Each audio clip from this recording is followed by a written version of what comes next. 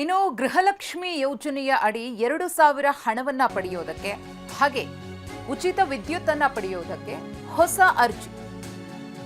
ಹೊಸದಾಗಿ ಅರ್ಜಿ ಸಲ್ಲಿಸದಿದ್ರೆ ಗೃಹಲಕ್ಷ್ಮಿ ಹಣ ಸಿಗೋದಿಲ್ಲ.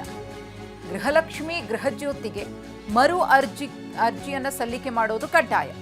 ಗೃಹಲಕ್ಷ್ಮಿ ಯೋಜನೆಗೆ ಹೊಸ ಅರ್ಜಿಯನ್ನ ಸರ್ಕಾರ ಕರೆದಿದೆ.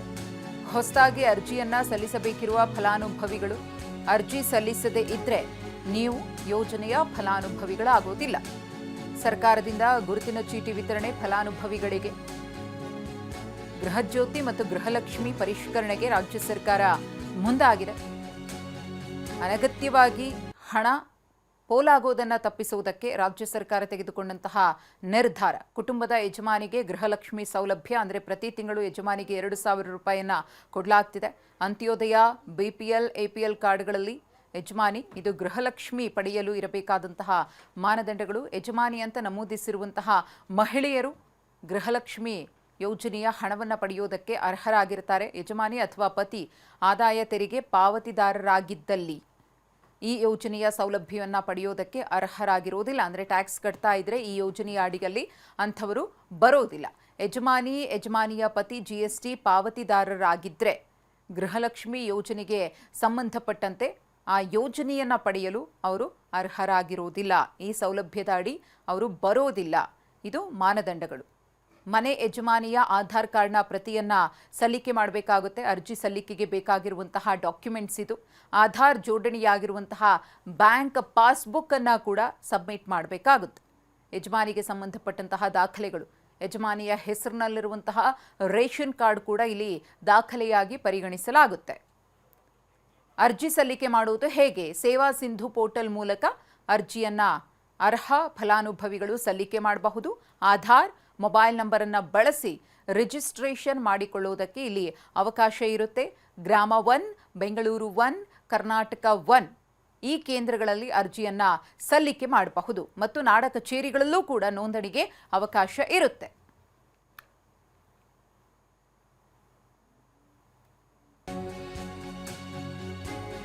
ಗೃಹಲಕ್ಷ್ಮಿ ಗೃಹಜ್ಯೋತಿಗೆ ಹೊಸ ಅರ್ಜಿ ಕಡ್ಡಾಯ. ಅರ್ಹರಿಗೆ ತೊಂದರೆ ಆಗದಂತೆ ನೋಡಿಕೊಳ್ಬೇಕು. ಹೊಸದಾಗಿ ಅರ್ಜಿ ಹಾಕಬೇಕು ಅನ್ನೋದು ಸರಿಯಲ್ಲ. ಈಗಾಗಲೇ ಸಾಕಷ್ಟು ಅಭಿಪ್ರಾಯಗಳು ವ್ಯಕ್ತವಾಗ್ತಾ ಇದೆ. ಗೃಹಲಕ್ಷ್ಮಿ ಯೋಜನೆಯ ಪರಿಷ್ಕರಣೆಗೆ ಸಂಬಂಧಪಟ್ಟಂತೆ ಫಲಾನುಭವಿಗಳು ಮಾತನಾಡ್ತಿದ್ದಾರೆ. ಅರ್ಜಿ ಹಾಕೋದಕ್ಕೆ ಪರದಾಡಬೇಕಾದಂತಹ ಪರಿಸ್ಥಿತಿ ನಿರ್ಮಾಣವಾಗಿದೆ ಅಂತ ಹೇಳಿ ತಮ್ಮ ಅಳಲು ಅಥವಾ ಆಗುವಂತಹ ಸಮಸ್ಯೆಯ ಬಗ್ಗೆ ಧ್ವನಿ ಎತ್ತಿದ್ದಾರೆ. ವರ್ಷ ಎಲ್ಲ ಬರೀ ಅಪ್ಲಿಕೇಶನ್ ಹಾಕಿ ಅದನ್ನು ಕೊಡಿ ಇದನ್ನು ಕೊಡಿ, ಏನು ಕೊಡೋದು ಇವ್ರಿಗೆ?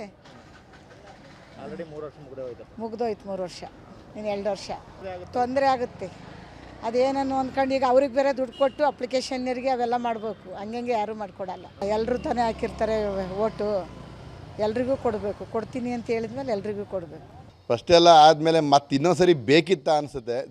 ಬೇಡ ಇದೆಲ್ಲ ಫಸ್ಟೆಲ್ಲ ಕೊಟ್ಟು ಎಲ್ಲ ಆದಮೇಲೆ ಇನ್ನೇನೊಂದು 2 ವರ್ಷ ಇದೆ ಸರ್, ಮಾಡಿಕೊಡ್ಲಿ ಬಿಡಿ. ಇವ್ರು ಕರೆಕ್ಟಾಗಿ ಏನಿದೆ ಅದೇ ಮಾಡಿಕೊಡ್ಲಿ ಬಿಡಿ. ಈಗ ಬೇಡ, ಸುಮ್ಮನೆ ಎಲ್ಲ ಹಿಂಸೆ ಆಗ್ತಿರ್ತೀವಿ ಎಲ್ಲರಿಗೂ. ಮತ್ತೆ ತಗೊಂಬನಿ ಅಂತ ಏನೋ ಅವ್ರು ಉಳಿಸ್ಕೊಳಕ್ಕೆ ಹೋಗಿ ಇನ್ನೊಂದೇನೋ ಮಾಡ್ತಾಯಿದ್ದಾರೆ. ಇಷ್ಟೊಂದು ಬೇಕಾಗಿಲ್ಲ ಸರ್, ಇದು ಬೇಕಾಗಿಲ್ಲ. ಇದು ಅವನು ಆನ್ಲೈನ್ ಎಲ್ಲ ಥರದ್ದು ರೆಡಿ ಆಗಿದ್ದಾರೆ, ಎಲ್ಲ ಮಾಡಿದ್ದಾರೆ. ಆಧಾರ್ ಕಾರ್ಡು ಎಲ್ಲ ಕೊಟ್ಟಿದ್ವಿ, ಎಲ್ಲ ಮಾಡಿಸಿದ್ವಿ. ಮತ್ತು ಬೇಕಾಗಿಲ್ಲ. ಇದು ಏನಿದೆ ಅದು ಕಂಟಿನ್ಯೂ ಮಾಡ್ಕೊಂಡು ಹೋಗಲಿ ಬಿಡಿ. ಮತ್ತು ಈಗ CM ಬದಲಾದ ತಕ್ಷಣ ಇದು ಬದಲಾಯಿತು ಅಂತ ಅಂದರೆ ಅವ್ರು ಏನೋ ಮಾಡೋಕ್ಕೆ ಹೊರಟಿದ್ದಾರೆ. ಈಗ ಅದು ಯಾರೇನು ಕೇಳಿತ್ತಿಲ್ಲ, ನಾವೇನು ಕೇಳೇ ಇತ್ತಿಲ್ಲ. ಅವರೇ ಕೇಳಿದ್ರು, ಅವರೇ ಮತ್ತೆ ಕೊಡ್ತಾಯಿದ್ದಾರೆ. ಮತ್ತೆ ಎಲ್ಲ ಗಜಿಬಿಜಿ ಮಾಡ್ತಾಯಿದ್ದಾರೆ ಸರ್. ಈಗ ತುಂಬ ಹಿಂಸೆ ಆಗ್ತಾಯಿದೆ, ಸುಮ್ಮನೆ ಗೊಂದಲ ಆಗ್ತಾಯಿದೆ ಸರ್. ಈಗ ಆಗಬಾರ್ದಾಯಿತು, ಆಗ್ತಾಯಿದೆ. ಬೇಡ, ಆಗಬಾರ್ದು, ಇದು ಬೇಡ. ಇದು ಅಷ್ಟಕ್ಕೆ ನಿಲ್ಲಿಸ್ಬಿಟ್ರೆ ಮತ್ತೆ ಮುಂದುವರ್ಸ್ಕೊಂಡು ಹೋದ್ರು ಸಾಕು ಅನಿಸ್ತಾರೆ. ಆಗ್ತೀವಿ ಬರಲಿ.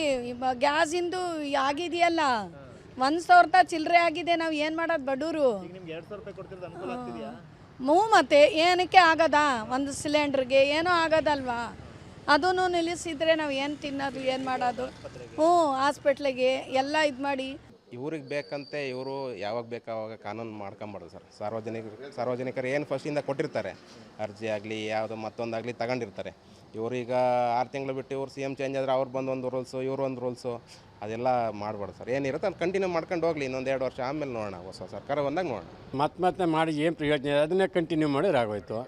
ಎಲ್ಲ ಹೊಸದಾಗಿ ಶುರು ಮಾಡ್ಕೋಬೇಕು. ಮಾಡೋ ಕೆಲಸ ಬಿಟ್ಟು ಹೋಗಲ್ಲಿ ನಾವು ನಿಂತ್ಕೋಬೇಕು. KEB ಒಳಗೆ 6 ತಿಂಗಳು ಒಬ್ಬರು CM ಬರ್ತಾರೆ, ಒಬ್ಬೊಬ್ಬರು ಒಂದು ಕಾನೂನು ಮಾಡ್ತಾ ಕೂತ್ಕೊಂಡ್ರೆ ಅದರಿಂದ ಪ್ರಯೋಜನ ಆಗುತ್ತೆ. ತೊಂದರೆ ಕೊಡೋಕೆ ಹೊರಟೇರಿ ಅದು ಆದಷ್ಟು ತೊಂದರೆ ಇಲ್ಲ ಇರೋದನ್ನೇ ಕಂಟಿನ್ಯೂ ಮಾಡ್ಕೊಂಡು ಹೋದ್ರೆ ಒಳ್ಳೆಯದತ್ಲಿಗೆ.